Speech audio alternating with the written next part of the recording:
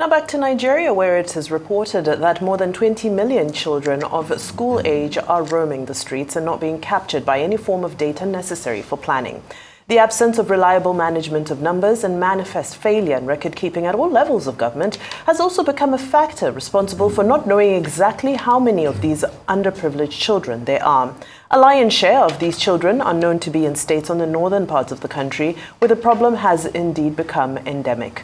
What manner of interventions can make a difference? Well, Arise News analyst Dayo Sobowale joins us now to look at this situation and what northern governors can do to reverse the trend. Good afternoon, sir. Welcome to the program. It's a pleasure being here as usual. Right. This is a topic we have discussed almost ad nauseum, but of course, it's an important issue for us to stay on. When we look at the meeting of the Northern Governors Forum, I want to maybe begin by looking at some new developments. So proposed solution to tackle this current endemic, as it was referred to earlier, is a revitalization of the New Nigeria Development Company. Is this a step in the right direction? Are we thinking right? Is it even realistic, feasible? What are your thoughts? It's very much in the right direction.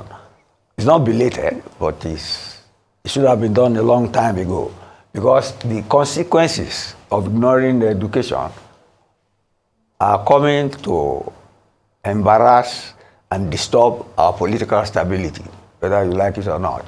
I'm happy they have come together in a regional way, you see, and they are not the only part of the country doing that. Some in the southeast, just at the meeting yesterday, on issues like this, which is very good. You see, you need, even though you have states, they need to collaborate, to cooperate, especially on crucial issues like education and security, which is what they are doing. I'm happy with the resuscitation of the Northern Nigeria Development Corporation. When we had 4 regions, every region had a body like that. In the West, it was Western Nigeria Development Corporation. And they took charge of so many things, especially investment and provision of infrastructure. That they have found time to do that is good. And see, I like the cooperation they're having with the ILO and with the World Bank. And then there's an organization which will interest you people, Adolescent Girls Initiative for Learning and Empowerment. Because if you look at the security problem, although they have scattered one issue, which is the issue of Boko Haram, and the role of Islam or Islamic education in the progress of Northern Nigeria. That has always been there. And you see, I will say this at the outset. Islam is a very democratic religion, in that, see, when they pray behind one man.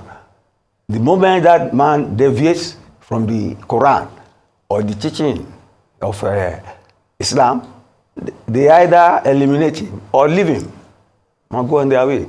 So they have choice.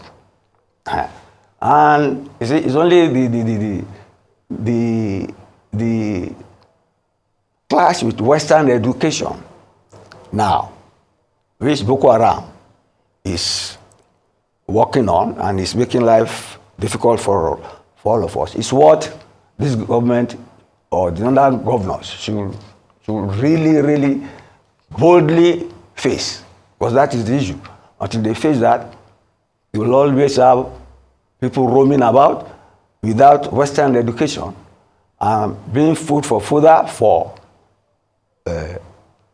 recruiters who want to give them employment. Because, okay, look at our experience in Nigeria. The girls they have taken away, the boys they have taken away in the schools, they turn the boys into warriors, modern warriors, and they marry the girls. You can see the reason for that. You see, people who are not educated, who have no homes, who have no families, they too want to live the good life, to have education, to have work, and to get married. See the Chibok girls, they came back with children. Some are still not. So, you see, it is a human situation It's not a matter of saying just education. Because if they do not take care of youths, and we have the largest number of out of school children in the whole world, that is a shame. Get me? I feel ashamed as a Nigerian. And you see, unfortunately, northern leaders have not taken this issue seriously. This is not the first time they will take this sort of stand. But I hope in their own interest, for the political stability and development of the North, they better mean business this time around. Because at independence, when we had northern Nigeria, the two leaders at independence, Tafawa Balewa, the governor of Sokoto, Ahmadu Bello, they were grade 2 teachers. And they wanted the North to catch up with the South, with people like Awolowo and Azikwe blowing big grammar to them at that time. And they accelerated development until they were killed January 1966. Those who succeeded them have not faced the issue of education as fervently and devotedly as they did before they were tragically cut down by the army. So let's save it at that for now. And you were talking about that human factor. With so many human factors that are upon us right now, with the economy, with insecurity, I mean, it seems like everyone is pushed up against the wall. Is it even possible for the North education system to catch up? It seems like there's such a huge gap, and there's so many factors that are mitigating against it. Is it even a possibility? It's not a matter of catching up, because the South is already, but they have not taken off. You get me now? It's a matter of taking off. They have not taken off because the gap is widening. The gap is widening. So, okay, I read somewhere where somebody was making an offer to Dangote to help with the Al-Majari education, and he made a proposal, and he said it was serious. Maybe this governor should look at that. That, you see, the Al-Majari means immigrant, somebody traveling around. That if the imam teaching them, you get me, can be paid, housed, maybe the wives and so on, be taking care of the infrastructure, the school, they will provide for them. And the government, that they should insist that they teach them arithmetic, not only Islamic education, arithmetic and the skill. Maybe they will be off the roads. That was a suggestion made to Dangote, but all of us cannot live on Dangote because the man has done a lot. Let government do its duty. Let them find out what Dangote has said, like I'm just saying now, and see what they can incorporate, and let them not pay lip service to what you are saying. Because it's something that is degenerating into a serious democratic problem.